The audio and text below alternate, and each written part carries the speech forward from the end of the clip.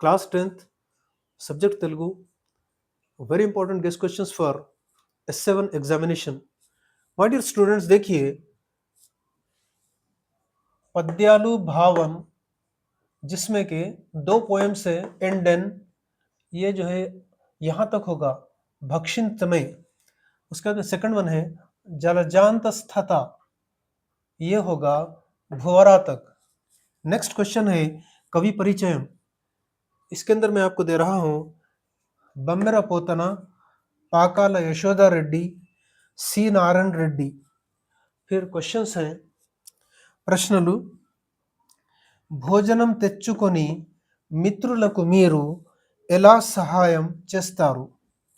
Second one है సాంఘిక దురాచారాలను మూఢ నమ్మకాలను పారద్రోలడానికి మీరేమి చేయగలరు? వివరించండి. Thank you.